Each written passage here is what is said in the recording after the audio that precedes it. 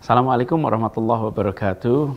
Untuk masyarakat Jakarta yang saya hormati, izinkan dalam kesempatan ini saya akan memberikan update singkat tentang situasi pandemi COVID di Jakarta.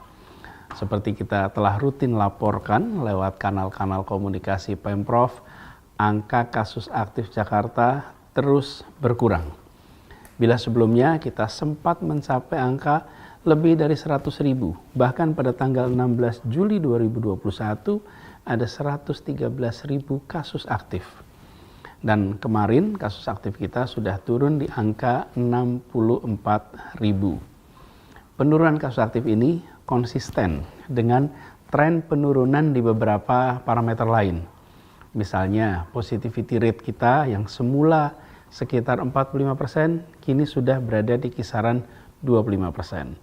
Juga pemakaman protap COVID-19 yang pernah mencapai lebih dari 350 pemakaman per hari.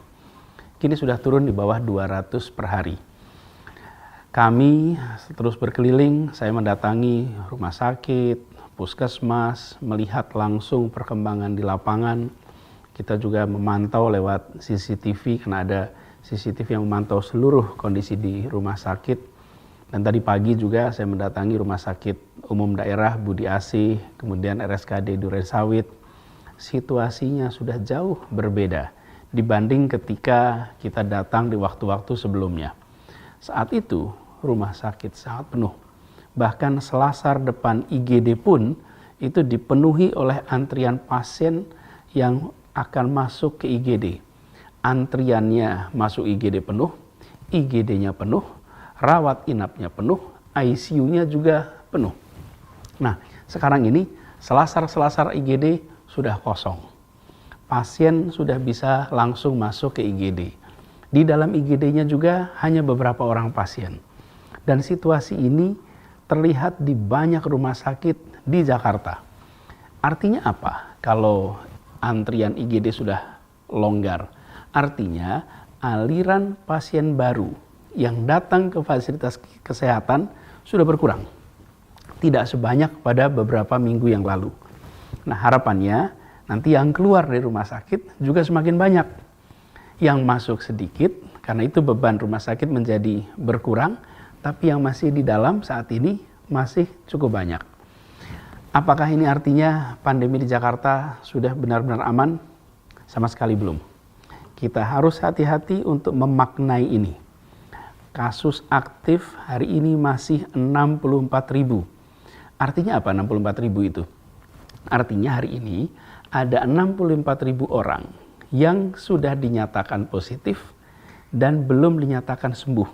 Itulah yang biasa disebut dengan kasus aktif. Jadi di Jakarta tercatat 64.000 orang yang hari ini positif COVID, belum sembuh. Dan angka 64.000 ini adalah 2 kali lebih tinggi dibandingkan puncak gelombang pertama yang lalu.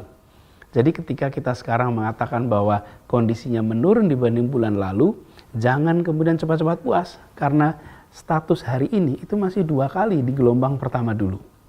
Kemudian yang kedua, positivity rate kita saat ini sekitar 25%.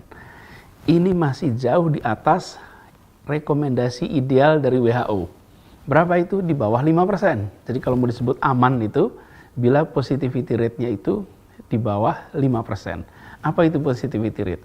Jumlah orang yang hasil tracing, lalu mereka dites, dari situ ketemu prosentase mereka yang positif. Itulah yang disebut sebagai positivity rate. Nah, Jakarta testingnya kita sudah melakukan testing sangat tinggi, 15 kali lebih tinggi daripada persyaratan yang diharuskan di WHO. Dan kita selalu di angka yang tinggi. Mengapa? Karena kita ingin bisa menjangkau lebih cepat mereka-mereka yang terpapar positif. Dan kami di Jakarta dari awal, sejak awal pandemi, selalu transparan, menyampaikan data apa adanya, tidak ditambah, tidak dikurangi, selalu merujuk kepada pendekatan ilmiah dalam semua kebijakan yang kita ambil, dan selalu menyampaikan apa adanya. Kabar yang ada di Jakarta kita sampaikan tanpa dikurangi, tanpa ditutup-tutupi.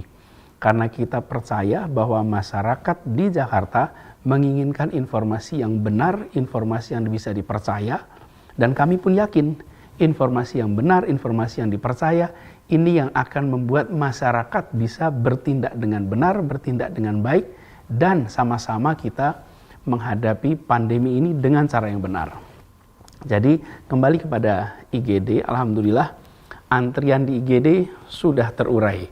Tapi tempat tidur, kamar isolasi masih padat, ICU juga masih padat. Jadi kalau lihat situasi ini, tren penurunan itu nyata terlihat.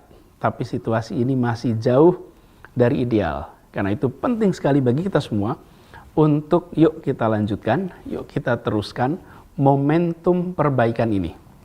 Urutannya kira-kira begini, situasi yang kita hadapi. Positivity rate kita turun, antrian IGD-nya mulai terurai, tidak lagi ada antrian, kamar IGD-nya mulai longgar. Nah, lalu bertahap, rawat inapnya berkurang, jumlah pasiennya, ICU-nya juga berkurang. Ini kalau kita sering analogikan bahwa situasi ini seperti rumah yang atapnya bocor. Kemarin kita siapkan tempat untuk menampung kebocorannya itu, yaitu dengan ada pasang ember, diperluas embernya, tapi juga harus menambal lubangnya. Fakta seminggu terakhir ini menunjukkan bahwa lubangnya sudah ditambal. Mengapa?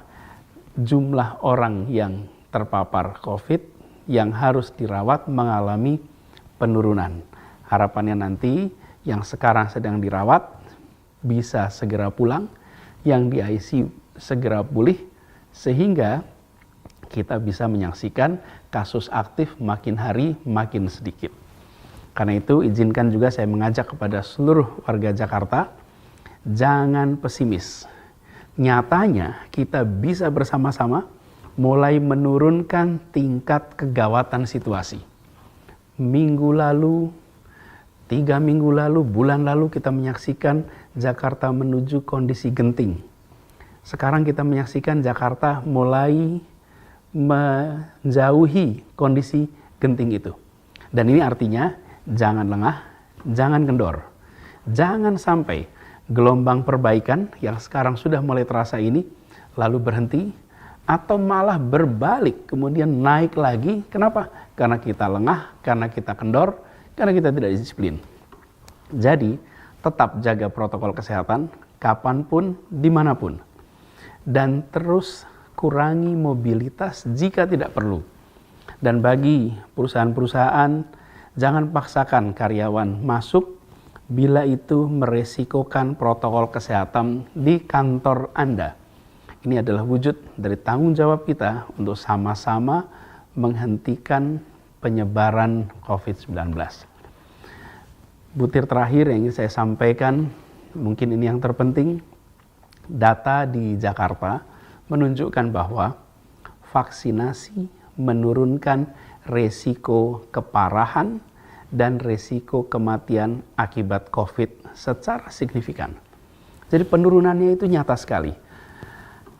Memang kita harus sama-sama garis bawahi dan kita yakini bahwa kematian itu ada di tangan Allah. Tidak maju, tidak mundur.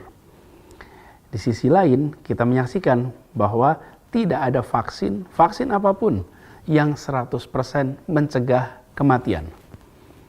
Dan saya selalu garis bawahi, jangan pernah pandang kematian ini sebagai angka statistik. Ini adalah peristiwa tragis, ini adalah saudara kita, ini adalah orang-orang yang kita cintai. Karena itu, hargai setiap nyawa.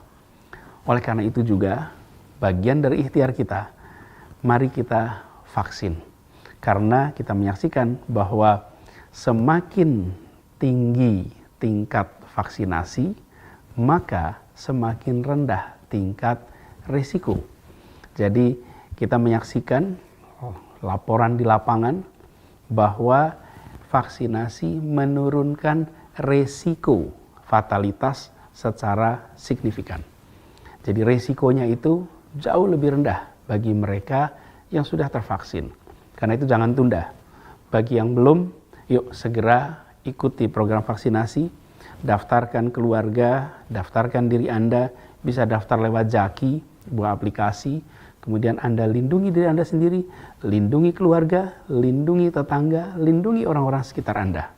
Dengan cara seperti itu, insya Allah kita sama-sama bersiap untuk bisa melewati masa pandemi ini dengan selamat. Semoga Allah SWT merahmati kota Jakarta dan melindungi kita semua. Terima kasih. Assalamualaikum warahmatullahi wabarakatuh.